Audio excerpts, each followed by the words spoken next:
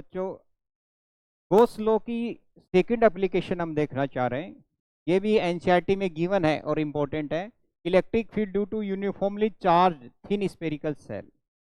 Spherical shell का meaning है plastic की बॉल। और जब भी स्पेरिकल सेल होगा तो उसके अंदर तो कोई मास तो होगा नहीं, तो चार्ज का डिस्ट्रीब्यूशन उसकी सरफेस पे होता है। तो मैं ये स्पेरिकल सेल बना रहा हूं। ये स्पेरिकल सेल, इसके सेंटर से डिस्टेंस r, और इसमें जो चार्ज का डिस्ट्रीब्यूशन होगा वो इसकी सरफेस पे होगा। तो सरफेस पे अगर चार्ज का डिस्ट्रीब्यूशन हो रहा है तो हम लेंगे सरफेस चार्ज डेंसिटी। बताओ सरफेस चार्ज डेंसिटी को किससे रिप्रेजेंट करते हैं? सिग्मा से। यहाँ पे मैं लिखूंगा बेटा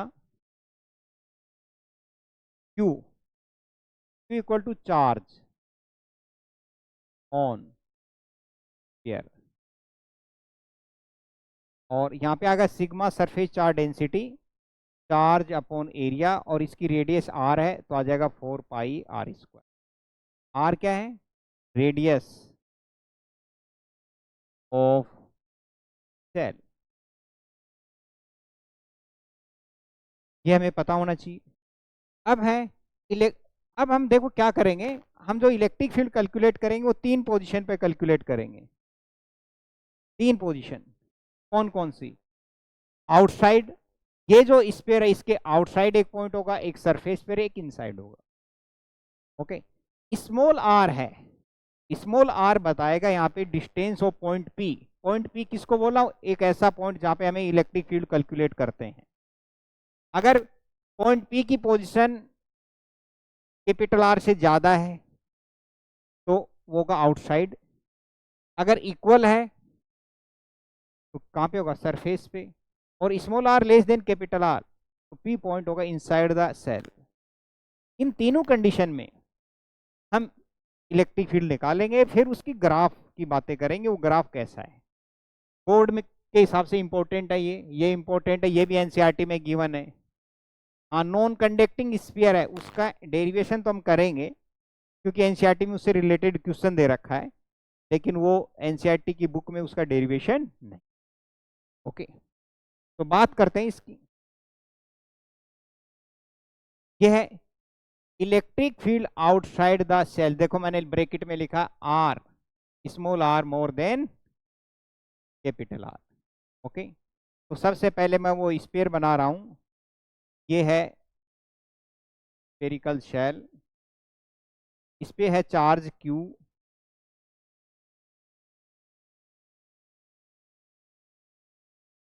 इसकी रेडियस है r। पॉइंट P है वो यहाँ पे है, जिसकी सेंटर से डिस्टेंस है स्मॉल r, ये पॉइंट P। ओके, और ये चार्ज इस पे क्या है? Q। जब भी हम इलेक्ट्रिक फील्ड निकालें किसकी हेल्प से? गॉस लॉ की हेल्प से। और Gauss law applicable for close surface, तो हम एक गॉसियन सरफेस बनाएंगे। तो मैंने ये रेडियस आर रेडियस का एक बड़ा स्पेयर, स्मॉल आर रेडियस का बड़ा स्पेयर बना दिया, जिसका नाम मैं दूंगा गॉसियन सरफेस। एक हाइपोथेटिकल, इसका नाम है स्पेरिकल गॉसियन सरफेस। ये पॉजिटिव चार्ज है तो यहाँ पे इलेक्ट्रिक फील्ड होगा इधर ई वेक्टर। और ये गॉसियन सरफेस का मैंने एक छोटा सा पार्ट ले लिया, और इसका एरिया वेक्टर होगा इधर, और दोनों के बीच का एंगल होगा 0। क्या होगा? 0। तो अब हम देखेंगे charge inside the Gaussian surface. क्या देखेंगे? ये है charge inside the Gaussian surface. तो देखो समझो इसको, ये गॉसियन सरफेस है, इसके अंदर टोटल चार्ज कितना है? Q। तो charge inside the total charge inside the Gaussian surface आ जाएगा Q इन इक्वल टू, अब क्या लगाएंगे? Apply Gauss theorem. तो जो गॉस थ्योरम होगा integration of close surface EDS equal to Q in on, ये डॉट को हटाऊंगा तो आ जाएगा EDS cos theta equal to Q in की वैल्यू है क्यू, यहाँ से पुट कर दी अपॉन एप्सिलॉन नॉट, और थीटा की वैल्यू कितनी यहाँ पे 0, और कोस 0 कितना होगा 1, तो ये आ जाएगा E D S Q upon epsilon. Sir कोस 0 कितना होगा 1, और डी एस का इंटीग्रेशन क्या होगा एस, और एस क्या है सरफेस एरिया, और सिलेंड स्पेरिकल सरफेस है तो उसका एरिया हो जाएगा 4πr², E 4π small R square. Sir capital R नहीं लेंगे कि नहीं, क्योंकि गॉसियन सरफेस की रेडियस स्मॉल आर है, ये जो गॉसियन सरफेस है इसकी जो रेडियस है यहाँ तक, यहाँ से यहाँ तक ये स्मॉल आर है, इसका सरफेस एरिया ले रहा हूँ ना, तो ई इक्वल टू आ जाएगा Q upon 4πr² epsilon not, थोड़ा अरेंज करके लिख दिया 4π एप्सिलॉन नॉट r², क्या के क्यू अपॉन आर। ध्यान से देखो, जाना पहचाना सा लग रहा है, electric field due to point charge, यही आया था के क्यू अपॉन,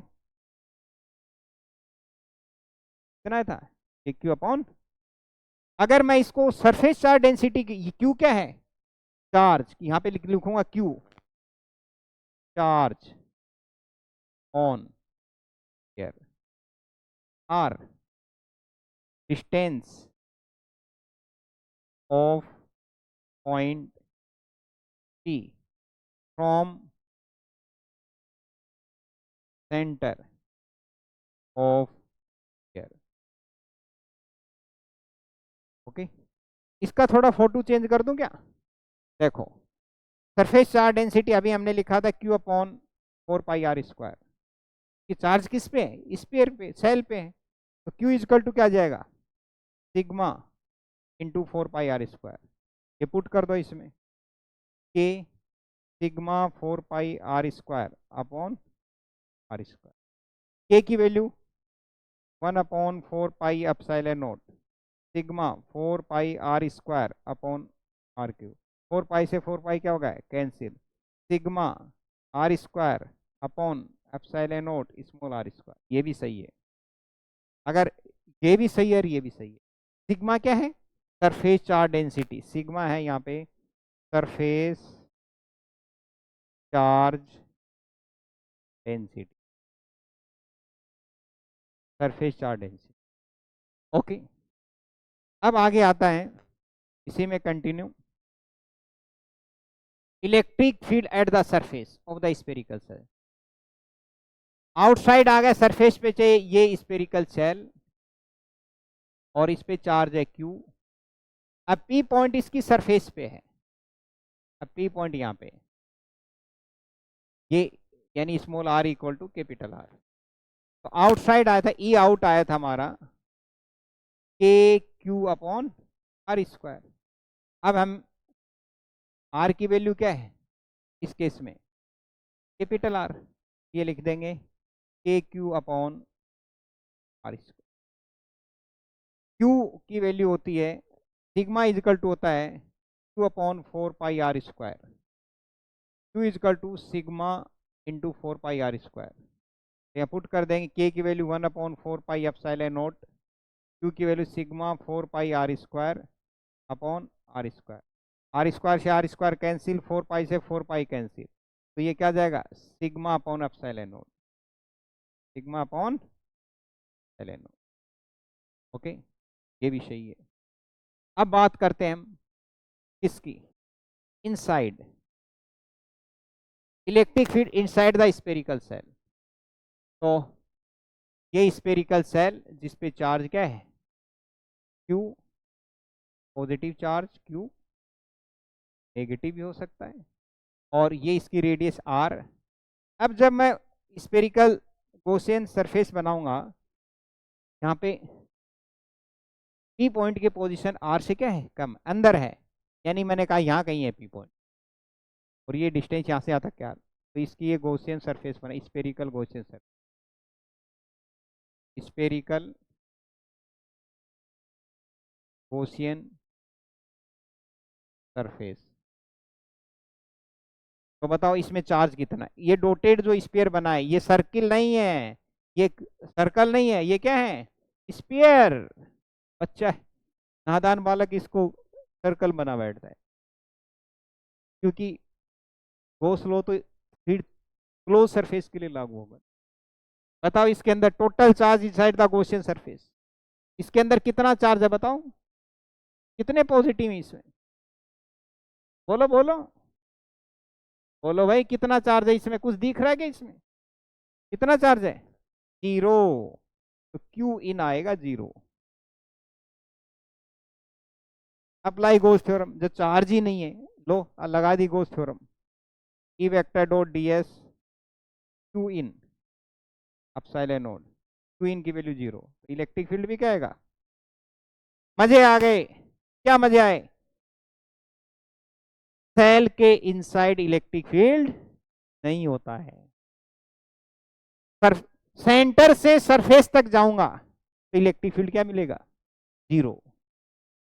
सरफेस पे मैक्सिमम, जैसे सरफेस से आगे जाता जाऊंगा तो इलेक्ट्रिक फील्ड क्या होता जाएगा? डिक्रीज होता जाएगा। ओके, तो अगर मैं इसका ग्राफ बनाता हूं,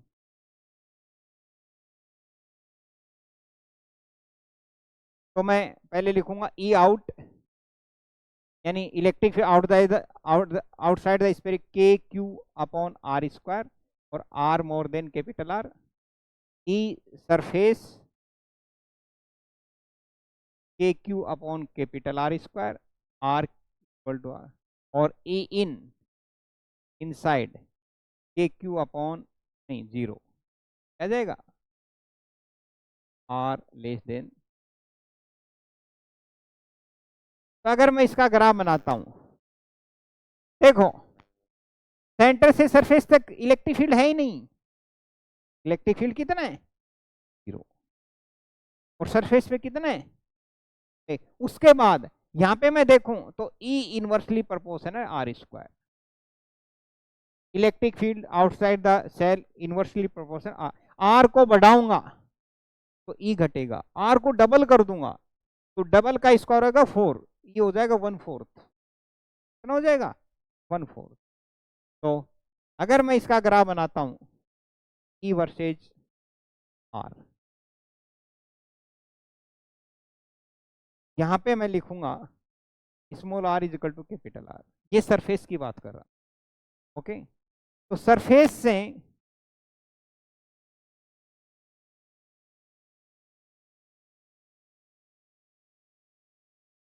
सरफेस पे होता है मैक्सिमम और बाद में डिक्रीज होता जाता है, ऐसे डिक्रीज होता। ये डॉटेड लाइन ये कंटिन्यू नहीं बनानी, ये डॉटेड रखनी है, इसका मतलब ये आर इक्वल टू 0, यहाँ पे इलेक्ट्रिक फील्ड नहीं है। जैसे मैं गया R equal to capital are, यहाँ पे इलेक्ट्रिक फील्ड मिलेगा मैक्सिमम, और वो मिलेगा के क्यू अपॉन आर स्क्वायर, ये मिलेगा सरफेस पे।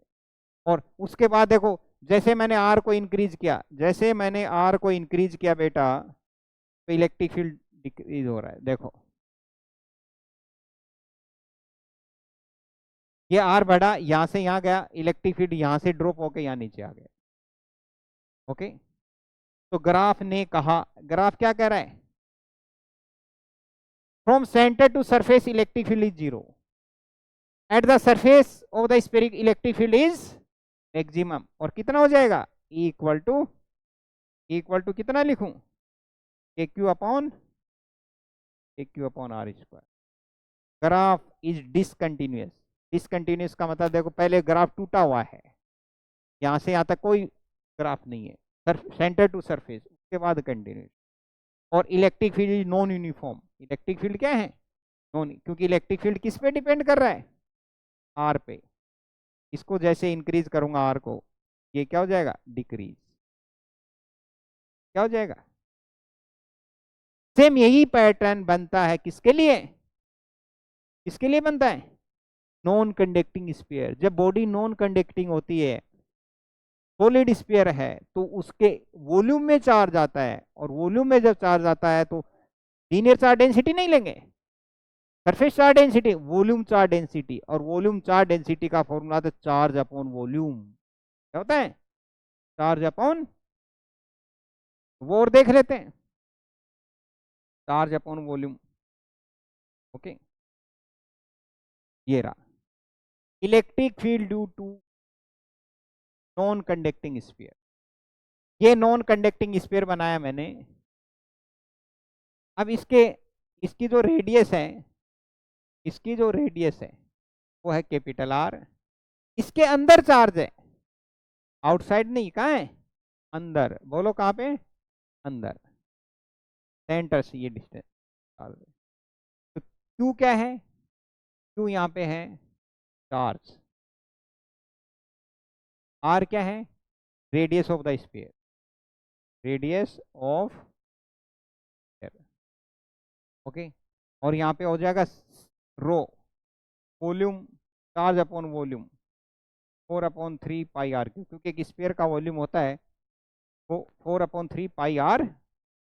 तो मैं ऐसे भी लिख सकता हूँ बेटा 3Q/4πr3। रो है यूनिट वॉल्यूम में चार्ज, इसमें यूनिट वॉल्यूम में चार्ज।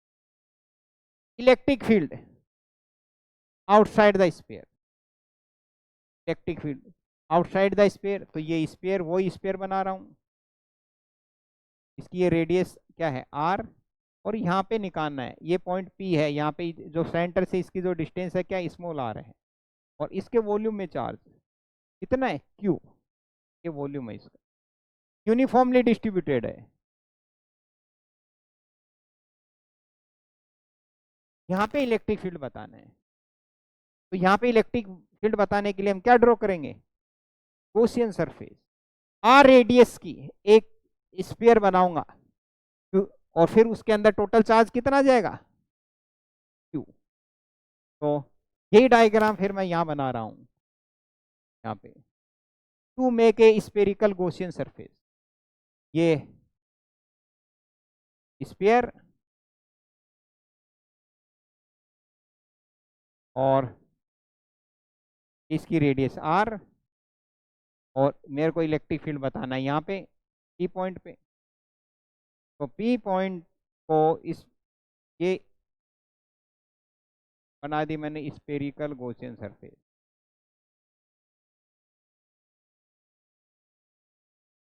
पॉजिटिव चार्ज है तो इलेक्ट्रिक फील्ड इधर होगा, ई वेक्टर इधर होगा, और ये जो छोटा सा स्फीयर का जो पार्ट है, ये स्फीयर का जो पार्ट है ये, इसका सरफेस एरिया भी इधर होगा ds। दोनों के बीच में कितने डिग्री का एंगल है, यहाँ पे कितना चार्ज है बताओ, ये क्या है, क्या है बोलो, बोलो क्या है ये, स्फेरिकल, स्फेरिकल गॉसियन सरफेस। इसमें बोलो इसमें कितना चार्ज है, ये डॉटेड जो है इसके अंदर टोटल चार्ज कितना है क्यू। तो total charge in Gaussian surface to to in is equal to, apply Gauss theorem, close integration of surface Q in upon epsilon naught, Q in है क्यू अपॉन एप्सिलॉन नॉट, और इसको मैं लिखूंगा E d cos 0, क्योंकि यहाँ theta कितना है 0, 2 upon epsilon not, कोस 0 की वैल्यू 1, ई क्लो डी एस, और डी एस का इंटीग्रेशन एस, एस क्या है सरफेस एरिया, और यहाँ पे गॉसियन सरफेस का सरफेस एरिया कितना हो जाएगा 4πr², क्योंकि गॉसियन सरफेस की जो रेडियस है स्मॉल आर है। सर कैपिटल आर कब लेंगे, गॉसियन सरफेस की रेडियस लेते हैं, स्फीयर की रेडियस नहीं, गॉसियन सरफेस। तो ई इक्वल टू आ जाएगा यहाँ पे, इक्वल टू आ जाएगा बेटा 2/4πr² into epsilon not, 4 epsilon के Q/r²। मजे आ गए, कैसे आए मजे, electric field due to point charge के Q upon R square, electric field due to spherical side outside भी यही आया था, कंडक्टिंग में भी आया था, नॉन कंडक्टिंग में। अगर यहां पे मैं वॉल्यूम चार्ज डेंसिटी की टर्म में लिखूं, इसकी टर्म में वॉल्यूम चार्ज डेंसिटी, तब थोड़ा सा इसका फोटो चेंज हो जाएगा, क्योंकि रो इज इक्वल टू होता है Q upon 4/3 pi R cube. Sir यहाँ पे कैपिटल आर लिख रहे हो, अरे चार्ज सेल के अंदर है, उसकी रेडियस कैपिटल आर है।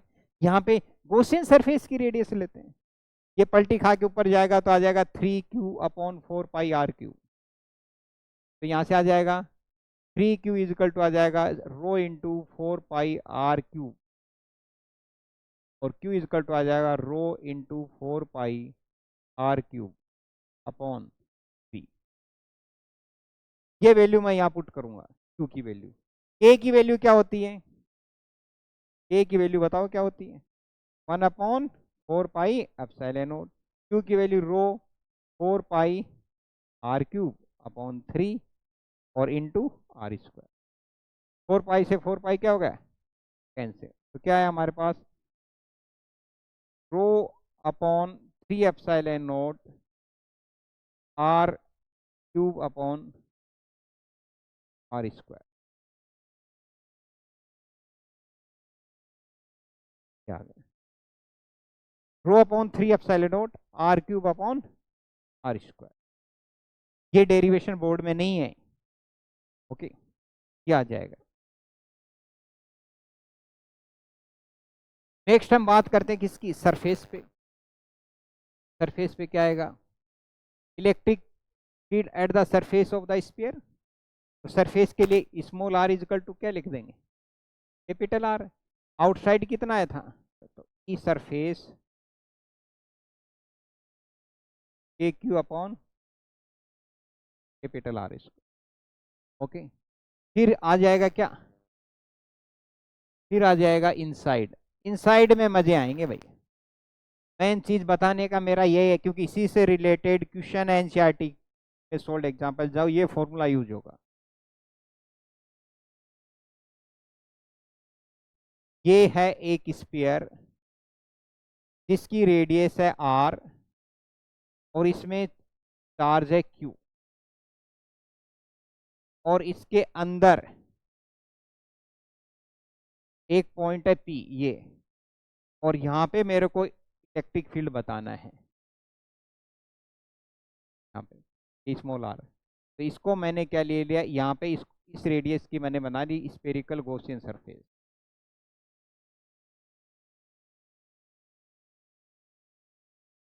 ये है क्या? स्फेरिकल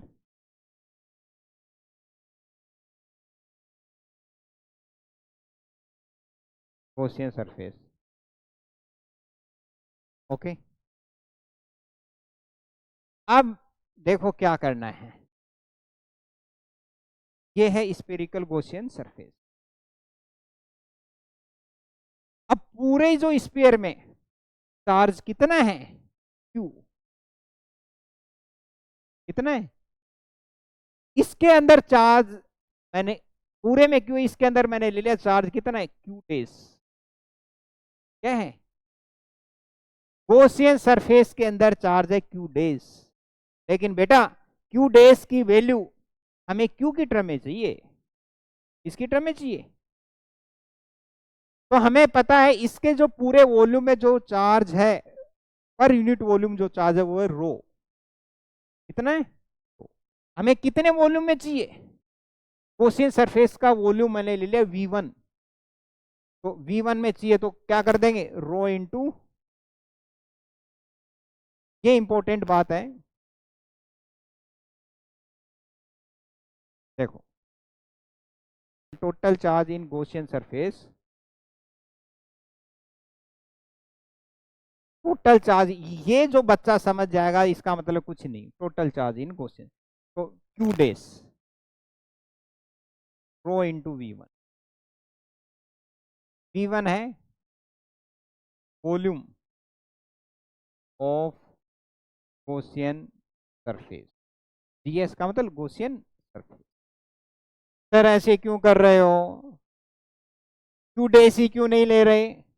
बेटा मेरे को आंसर चाहिए क्यू की टर्म में। सर आपने यहाँ सिग्मा से क्यों नहीं मल्टीप्लाई किया? क्योंकि चार्ज सरफेस पे नहीं है, इनसाइड है, वॉल्यूम में है, वॉल्यूम चार्ज डेंसिटी आएगी। सर फिर V1 से क्यों मल्टीप्लाई किया? V1 से बेटा इसका वॉल्यूम, इसकी रेडियस R, गॉसियन सरफेस की, इसका वॉल्यूम मैंने V1 ले लिया। अब इसको सोल्व कर दूंगा, रो 4/3 पाई R क्यूब। तो ये V1 है, volume of Gaussian surface 4/3 pi. Sir capital R नहीं, इसकी रेडियस स्मॉल r है। यह आ जाएगा charge inside the Gaussian surface, Q इन क्या आएगा, Q in charge inside the Gaussian surface, Q इन क्या आएगा।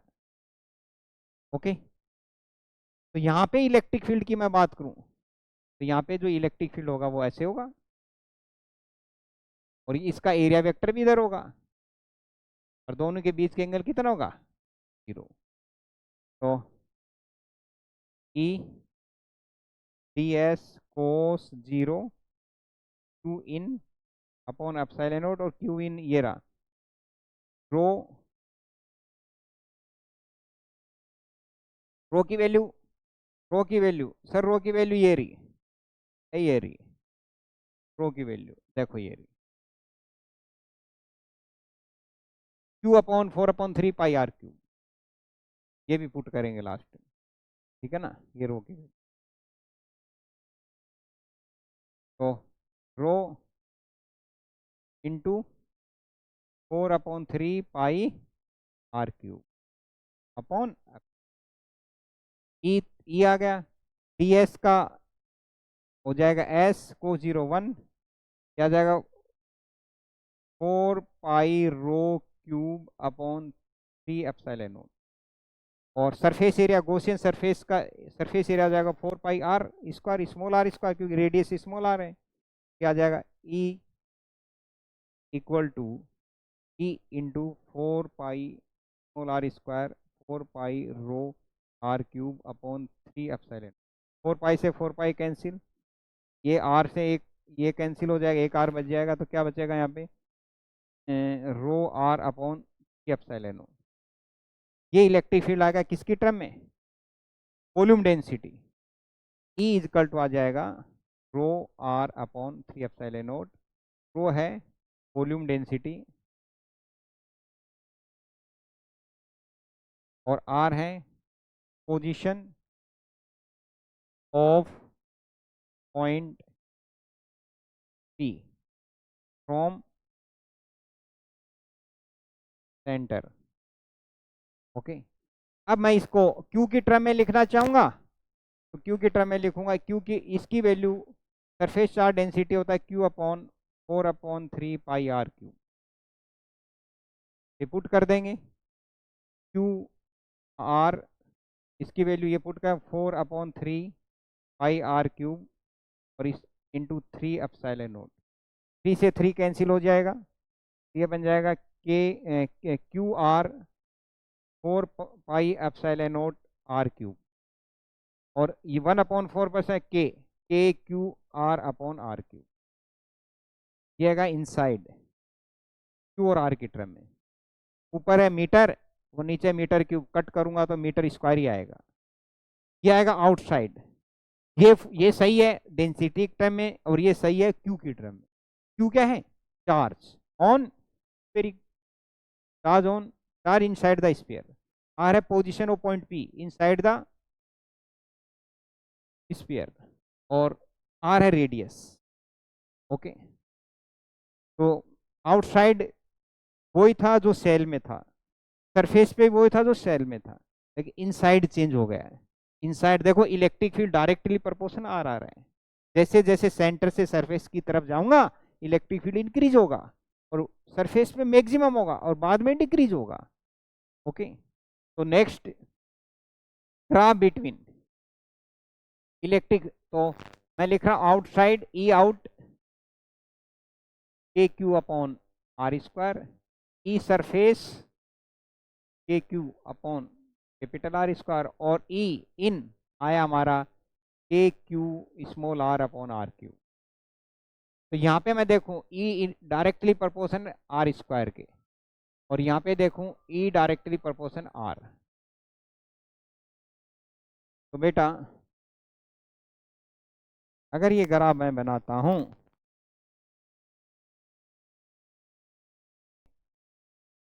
ऐसे बनेगा। सेंटर से देखो, सेंटर से सरफेस तक ई डायरेक्टली प्रोपोर्शनल आ रहा है, तो ग्राफ बनेगा स्ट्रेट लाइन। कहाँ तक?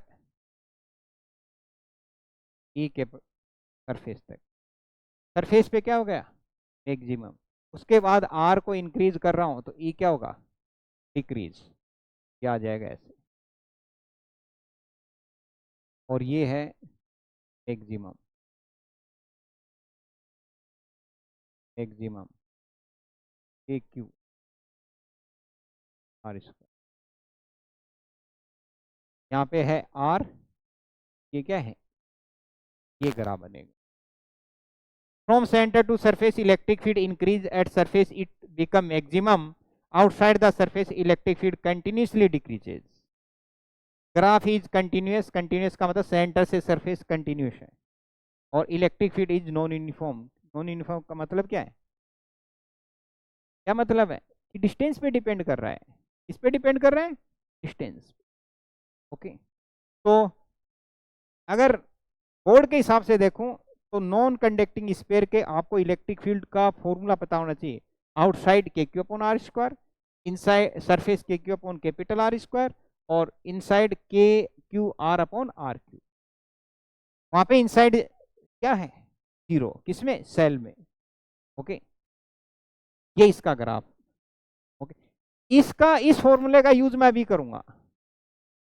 एनसीईआरटी की बुक में एक सोल्ड एग्जांपल दे रखा है, जो जनरली कोई कोचिंग करवाती नहीं है, लेकिन इसमें एक बड़ा इंपॉर्टेंट सोल्ड एग्जांपल दे रखा है। सोल्ड एग्जांपल इंपॉर्टेंट होते हैं बोर्ड में। ये जो सोल्ड एग्जांपल दे रखा है एनसीईआरटी की बुक में, ये हम जब करेंगे तो हमें इसकी जरूरत पड़ेगी, लेकिन इसके बारे में उसमें थ्योरी में नहीं दे रखा कुछ। ओके, देखते हैं वो क्वेश्चन। ये कह रहा है मैंने यहाँ लिखा है NCERT sold example. An early model for an atom consider have a positively charge point nucleus of charge, यहाँ पे चार्ज है जेडी। कितना चार्ज है? जेडी।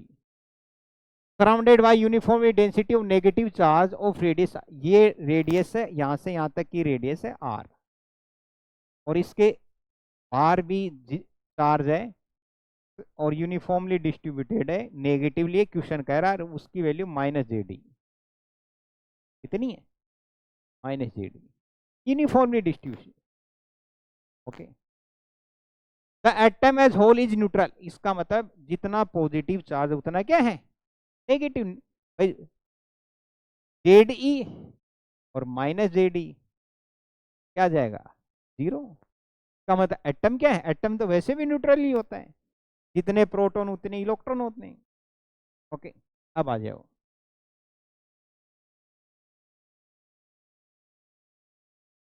फ्रॉम द सेंटर हमें करना क्या है? हमें इलेक्ट्रिक फील्ड बताना है। किस किस पे? ये मैंने 3 पॉइंट ले लिए। ओके, ये पॉइंट ले लिया मैंने आउटसाइड, ये ले लिया एट सरफेस, और ये ले लिया इनसाइड। ये 3 पॉइंट इलेक्ट्रिक फील्ड हमें आउटसाइड, इनसाइड,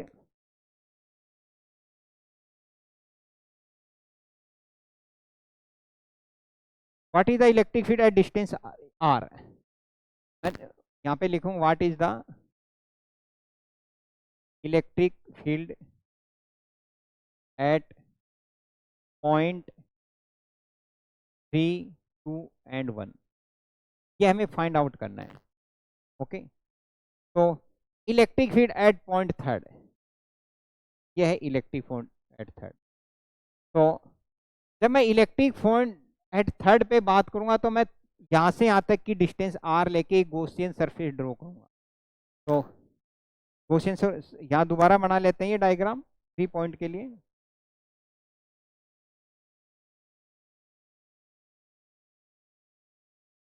ये एटम, ये इसका न्यूक्लियस जिसमें चार्ज है जेडी, पॉजिटिव चार्ज है, ये negative negative negative negative negative negative negative, और यहाँ से ये पॉइंट है थर्ड। ओके, और यहाँ से यहाँ तक की रेडियस आ रहा है।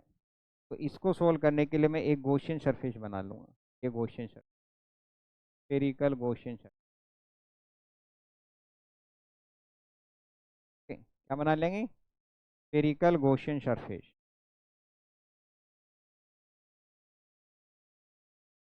और इसमें जो चार्ज है वो माइनस जे डी। ये है बेटा स्फेरिकल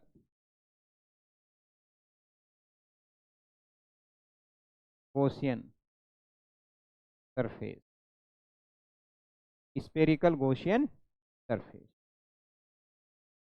अब यहाँ पे electric field at point three, तो पहले वही लिखूंगा, charge inside the Gaussian surface, charge inside the Gaussian surface. First point, charge side Gaussian surface. कितना चार्ज है क्यू इन? गॉसियन सरफेस के अंदर है एक तो जेडी और एक माइनस जेडी, कितना आएगा? तो चार्ज ही जीरो है तो इलेक्ट्रिक फील्ड हो ही नहीं सकता, तो आउटसाइड इलेक्ट्रिक फील्ड हो जाएगा, ई थर्ड आ जाएगा zero. Okay,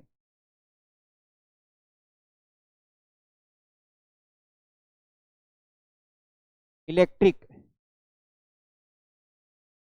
field at point,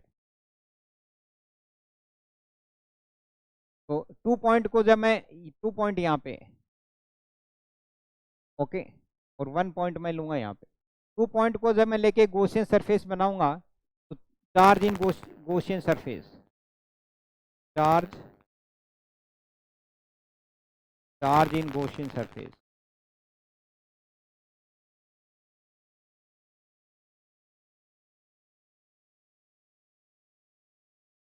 Gaussian surface कितना जाएगा Q in? JD minus JD कितना जाएगा? यानी ई पॉइंट पे भी 2 पॉइंट पे भी चार्ज इलेक्ट्रिक फील्ड कितना होगा? लेकिन बेटा जब जब मैं अंदर जाऊंगा इसके यहां पे, तो मैं अब गॉसियन सरफेस ये लूंगा, तो जेडी को यहां लिख रहा हूं।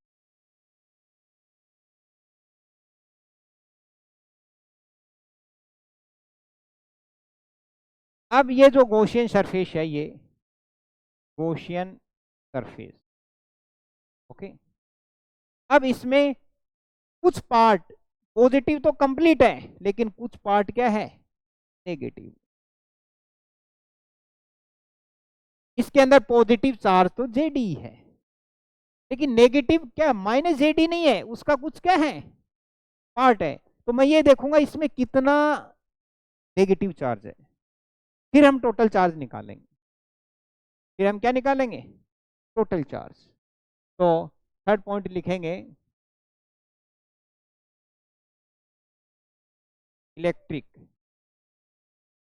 Field at point one, electric field at point one. और electric field at point one पे इलेक्ट्रिक फील्ड निकालने के लिए सबसे पहले हम इसमें क्या निकालेंगे? चार्ज। ओके, तो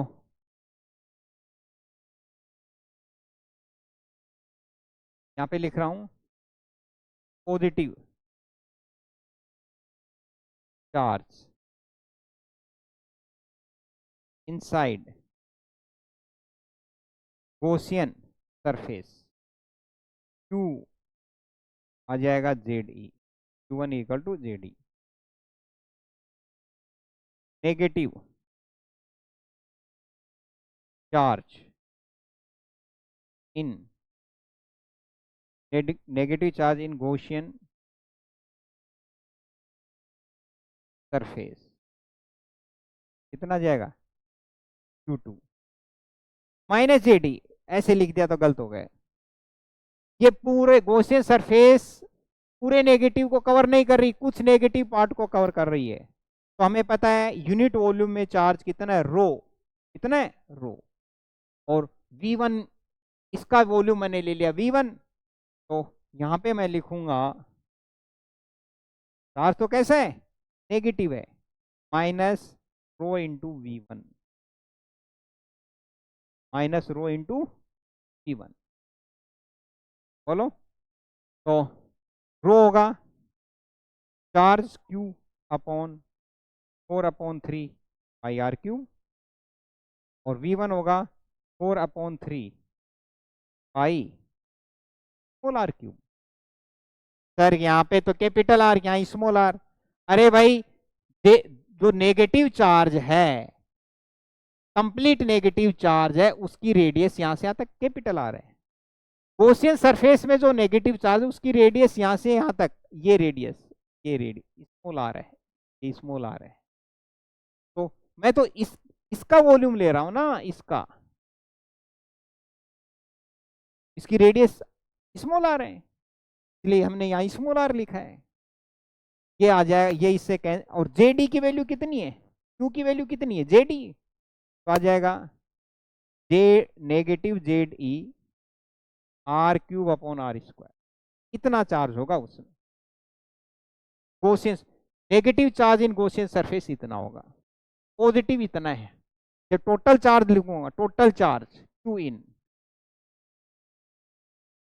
total charge inside Gaussian surface Q in, Q1 plus Q2, Q1 है ZD और Q2 है minus ZD R³ upon R³।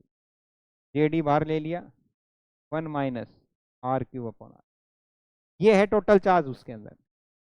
Okay, ये है टोटल चार्ज। ओके, अब क्या करना है, अब तो वही गोस थ्योरम अप्लाई करनी है। Integration E vector dot ds Q in upon epsilon not, Q इन की वैल्यू ये रही ZE 1 minus R³ upon R³ upon epsilon not. Okay, ये हो जाएगा E ds cos 0, E ds cos 0 ZE upon epsilon not 1 minus R³ upon R³। cos 0 की value 1, और इसका integration हो जाएगा S ZE upon epsilon not 1 minus R³ upon R³, और यह आ जाएगा E इक्वल 4 पाई R²। गॉसियन सरफेस का area, radius small R है तो स्मॉल आर आ जाएगी, ZE upon epsilon 1 minus R³ upon R³। ये नीचे जाएगा तो E इक्वल टू आ जाएगा ZE upon 4 pi R² epsilon not 1 minus R³ upon R। ये आ जाएगा K ZE upon R² 1 minus R² upon R³। ये आ जाएगा। इसको मैं थोड़ा सा और चेंज करके भी लिख सकता हूँ, जैसे इस R² को अंदर मल्टीप्लाई कर दिया, आ जाएगा, ये भी सही है। ये इसके अंदर जो 1 पॉइंट पे जो इलेक्ट्रिक फील्ड आएगा ये आएगा, तो ऐसे K ZE 1 upon R² minus R³ upon, इसको अंदर मल्टीप्लाई का R² R³। ये आ जाएगा K ZE 1 upon R² R upon R³। यहाँ पे R की पावर 2 है, यहाँ पे 3 है, तो एक R ऊपर बच जाएगा। ओके, और आर क्यूब, ये आएगा उसके अंदर। ओके, ये इलेक्ट्रिक फील्ड है इसके अंदर, inside side the model atom. Okay, तो ये था हमारा, ये एनसीईआरटी का क्वेश्चन है, इंपॉर्टेंट आना चाहिए आपको। नेक्स्ट टाइम देखेंगे application of Gauss theorem, electric field due to uniformly charge infinite sheet. Okay, ये नेक्स्ट क्लास में देखेंगे। Thank you.